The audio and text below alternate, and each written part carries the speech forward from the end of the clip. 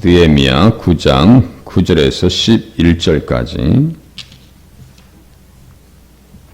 제가 봉독해 드립니다.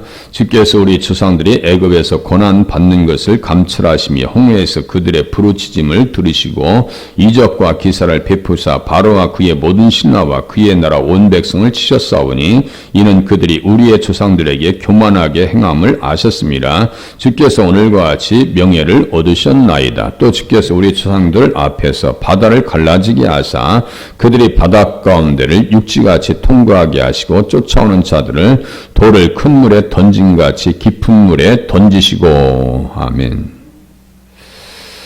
느헤미야 9장은 거의 700년의 역사를 다루고 있다. 700년의 역사 가운데 하나님에게는 아무런 문제가 없었다. 언약에 신실하신 하나님, 미쁘신 하나님. 신실하시다는 것은 성실하시다, 미쁘시다 같은 말입니다. 미쁘신 하나님 앞에 우리들은 무엇을 했는가? 되돌아볼 때 우리는 주님 앞에 잘못한 것밖에 없다. 언약의 사명을 일깨워서 제대로 길을 가야 된다. 아브라함의 자손으로 부름받았으면 합당히 살아야 된다라고 하는 것을 지금 직간접적으로 가르쳐주고 있습니다. 아브라함은 하나님 앞에 언약의 당사자로 세워졌어요. 충성됨을 보시고, 충성이라는 것은 믿음이라고 말씀을 드렸습니다. 믿음을 가지고 있으면 상속권이 있다고 말씀을 드렸어요. 갈대아 우리에서 이끌어내셔서 어떻게 하셨는가? 나는 이 땅을 내게 주어 소유를 삼게 하려고. 소유를 삼게 한다는 것은 기업을 물려주신다는 얘기예요. 신약 성경에 자주 그 말씀들이 등장하거든요. 기업을 주신다고. 기업을 주신다고. 그게 뭐예요? 천국을 상속시켜 주신다는 얘기예요. 같은 말입니다. 상속시켜 주시려고. 우리가 하나님 나라의 상속권을 믿음을 통해서 가지고 있으면 아브라함처럼 신앙생활을 잘해야 됩니다. 말씀 가지고. 그래서 하나님 나라를 유업으로 받으려면 우리 속에서 죄악들이 다 제거되어져야 되는데 우리의 힘으로 되는 것이 아니라 불법의 사함을 받는 것에 대해서 다윗이 시편 32장 1절과 2절에서 정확하게 집어주고 있습니다. 불법의 사함을 받은 사람들이 행복한 사람입니다. 우리는 예수님의 피로 씻음받아서 행복한 자리에 초청받은 줄로 깨달으시면 맞습니다. 하나님께서는 언약하셨어요. 언약하신 그대로 가나안 족속들을 다 물리치시고 그 땅을 주시려고 인도해 내십니다. 어디에서요? 애굽에서. 9절이 그 말씀입니다.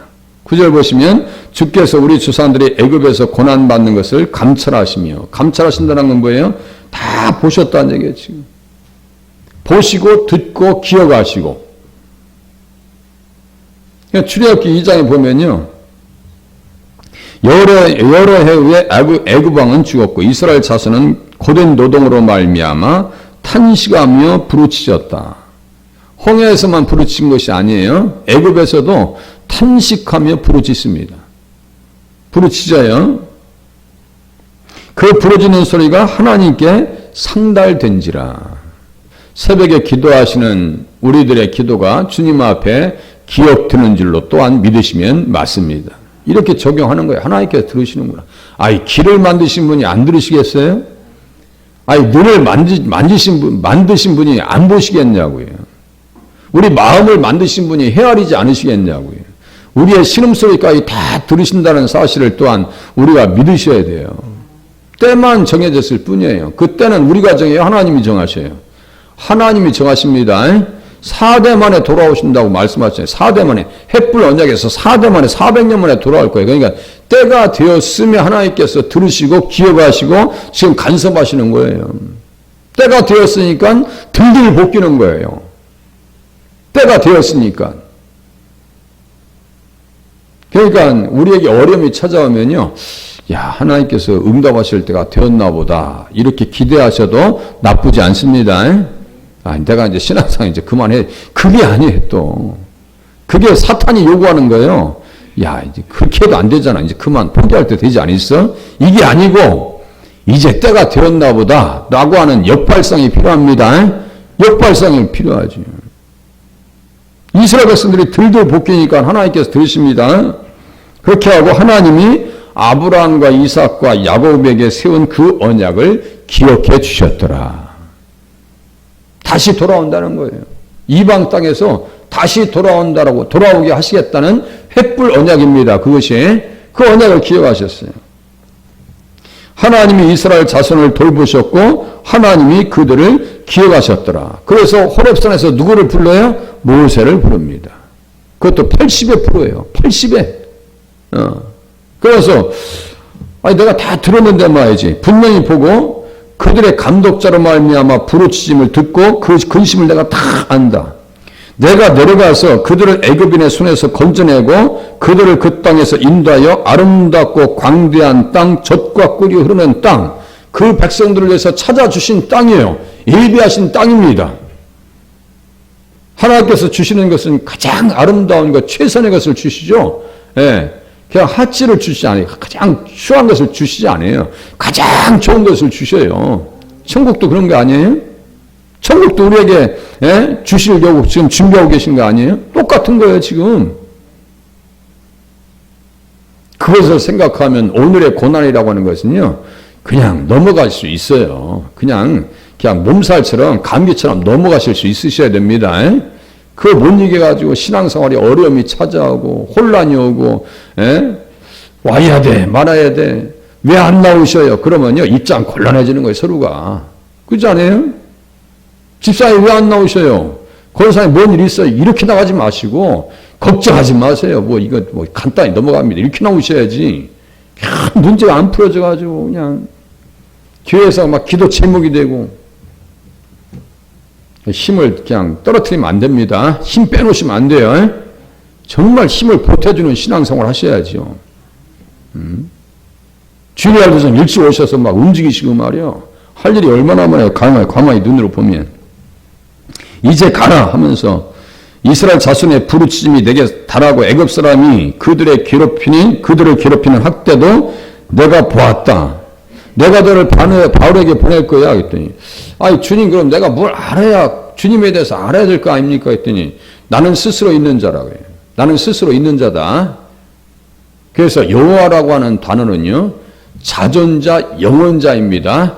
자존자 영원자인데 그 단어는 있다, 존재하다, 발생하게 하다, 또 일어나게 하다, 되게 하다, 계속하게 하다 라고 하는 단어에서 나왔습니다. 그러니까요. 스스로 있는 자예요. 자존자예요. I am the being이요. 존재자예요. 존재자.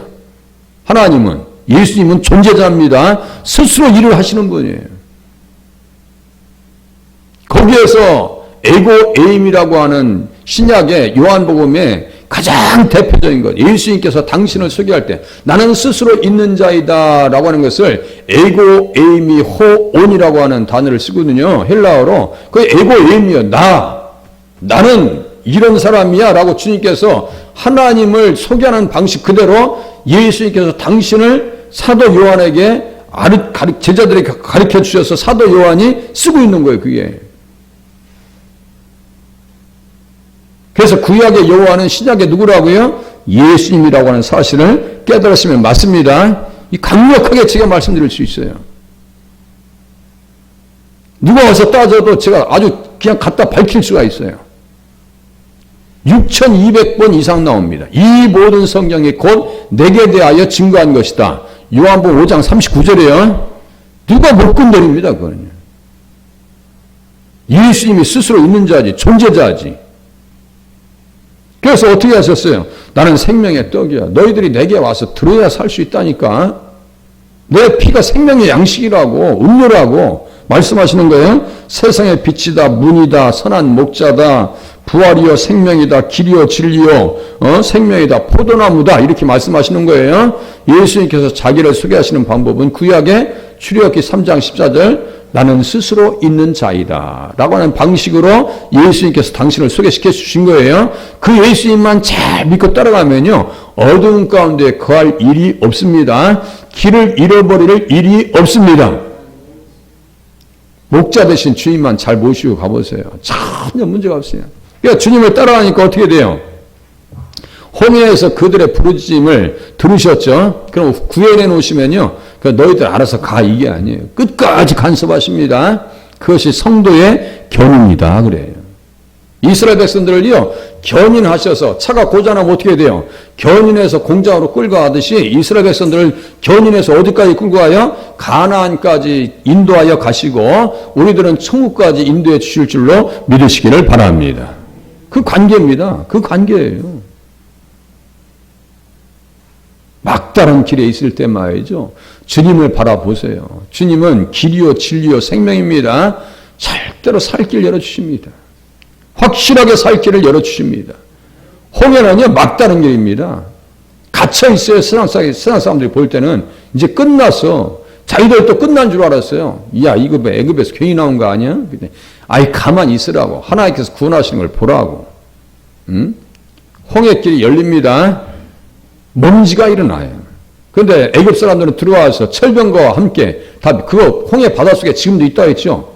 몇 천 년 지나도 소금물에 있으니까 그게 그대로 있는 거예요. 그 한의사가 직접 가서 다 촬영해 놨어요. 성경은요, 신화적인 이야기가 아닙니다. 사실적인 것을 기록해 놨죠. 에덴 동산도 신화가 아닙니다. 그것은 사실입니다.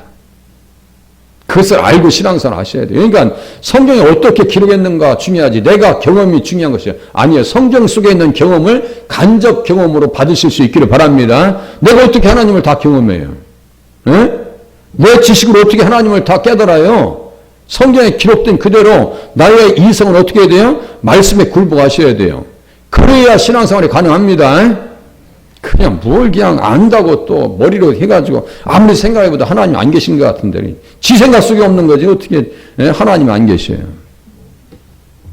아이고, 말하는 거 보면 따지는 거 보면 말도 안 돼. 그리고 과학자들도요, 믿는 과학자들이 정말 잘하죠. 믿지 않는 과학자들은 이게 사는 거지. 스티븐 호킹이라고 그 영국의 그 지체 부자유자 있었죠. 안 믿었어요. 안 믿었어. 그러니까 나중에 보니까 금은 가지고도 또 방한 비대 또 금을 가지고도 여자들 불러내고. 저는요, 사람이 일본에 오체 불만족이 있었죠. 다리 뭐 다 없어. 근데 그 사람도 바람 피다가 끝났어요. 세계적으로 얼마나 그 사람이 강연을 많이 하고 다니고 몸값이 비쌌는데요. 그 예수가 없으니까 그렇게 사는 거예요. 예수가 있으면요, 그렇게 살진 않습니다. 쉽게 하면 그거 의를 지키는 방법이고 믿음의 사람들이 따라가야 될 법입니다. 그 언약의 법이라고 그랬어요. 그래서 홍해를 가르면서 나오는 과정 속에서 10가지 재앙이 나오죠. 피, 개, 이파, 악토구, 매어장 10가지 재앙이 나와요. 이 재앙은 뭔지 아세요? 애굽의 신들에 대한 재앙입니다. 신들을 다 심판하신 거예요. 그게. 그래서 어떤 말씀과 연결되냐면요, 예레미야 10장 한번 보세요. 예레미야 10장 11절 다 신들에 대한 심판입니다. 예레미야 10장 11절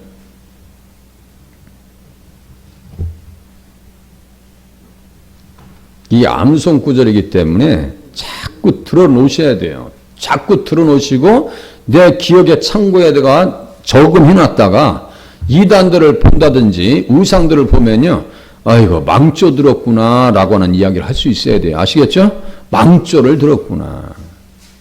멸망하겠구나. 잘 될 턱은 없겠구나. 무당들이 잘 될 수가 없어요. 자식들 보면요, 다 미쳐갑니다. 잘 되는 경우도 있으면 착각입니다. 착시입니다. 신기루일 뿐입니다. 보세요. 신기루일 뿐입니다. 저희 동네에서도요, 무당이 있었어요. 나중에 보니까요, 미치더라고요. 어쩔 수 없어요. 막 성경 기록된 그대로 봐야죠. 자, 11절, 10장 11절 같이 읽으시겠습니다. 시작. 너희는 이같이 그들에게 이르기를 천지를 짓지 아니한 신들은 땅 위에서 이 하늘 아래에서 망하리라 하라. 그대로 믿으시면 돼요. 그대로 따라가시면 되는 거예요. 그래서 주께서 우리 조상들 앞에서 바다를 갈라지게 하사, 이제 다시 느헤미야 9장 1시간 동안 설교하라면 참 좋겠습니다. 이제 다 끝날 시간 됐으니까 제가 말씀드리는 건데 3분만 더 하면 돼요. 3분만. 제가 정한 시간이 있어요. 11절 보시면 또 주께서 우리 조상들 앞에서 바다를 갈라지게 하사 그들이 바다 가운데를 육지같이 통과하게 하시고 쫓아오는 자들을 돌을 큰 물에 던진같이 깊은 물에 던지셨다. 이렇게 써 있어요. 그렇게 하면서 이제 15장에 나와서 모세의 노래를 미리암을 중심으로 해서 찬양합니다. 그래서 모세의 노래는 무슨 노래라고 했어요? 출애굽기 15장과 계시록 15장 같은 장이에요. 같은 장이에요. 거기서 모세의 노래를 무슨 노래라고 하냐면요. 어린 양의 노래다 그래요. 모세의 노래를 어린 양의 노래다. 여기서는 바닷가에서 찬양하잖아요. 지금 계시록 15장에서는 유리 바다에서 찬양해요. 그래서 여기서도 왜 어린 양의 노래일까요? 어린 양의 피로 구속함을 받았기 때문에 그 찬양이 나오는 거예요. 이게 다 예수님 얘기예요. 그래서 출애굽기 15장에 보니까요. 주의 인자하심으로 주께서 구속하신 백성을 인도하시되 주의 힘으로 그들을 주의 거룩한 처소에 들어가게 하시나이다. 주의 거룩한 처소에 들어가게 하시나이다. 믿음으로 결제했어요. 믿음으로 결제했어요. 그렇게 해놓고도 광야 40년 동안 얼마나 그냥 이스라엘 백성들이 반역한지 아세요? 믿음으로 결제해놓고. 예? 제가 얘기했죠. 앞뒤 틀린 말이 아리송하다고. 어떤 때는 믿음 생활 잘하는 것 같은데 어떤 때는 엉망이요 그냥. 예? 다 믿음으로 그렇게 고백해놨으면서도 불구하고 주님께서 구속하셔서 주님께서 우리를 피로 사주셔서 그렇게 해서 15장 16절에 보니까 놀램과 두려움이 그들에게 임하며 하면서 여호와여 주의 백성이 통과하기까지 또 주께서 사신 백성을 통과하기까지 주께서 사신 백성이요. 구속이라고 하는 것은요. 예수님 아니고서는 해석할 수 없는 단어입니다. 에? 값으로 사셨다 이런 표현이에요. 사셨다는 값으로 사셨다는 얘기예요. 그 어린 양의 피값으로 사준 거 아니에요. 그럼 신앙생활 잘해야지. 그렇게 자기들이 다 고백해놓고 엉망이에요. 그것을 지금 느헤미야는 지적했고요. 돌아와서 이 땅에 다시 회복된 땅에서 살면서도 또 엉망이라고 지금 지적하고 있는 거예요. 느헤미야가. 또 엉망이요? 또 무너뜨릴 거예요? 하면서 결단을 촉구하고 있습니다. 언제요? 초막절에. 이제 회개가 해가지고 마음이 열렸죠. 귀가 열렸죠. 말씀을 밝히 알죠. 모세의 요경을 통해서 복음을 듣게 되고 예수님 만났죠. 그러니까 막 부흥회가 일어나고 있어요. 막 마음은 막 밭갈아져서 막 그냥 옥토밭이 되었어요. 그러니까 막 이제 말씀을 갖다 쏟아 넣는 거예요. 우리의 심령 속에 말씀의 씨앗이 자라서 열매 맺는 자리까지 나가실 수 있기를 바랍니다. 느헤미야처럼요. 아브라함처럼요. 기도하겠습니다.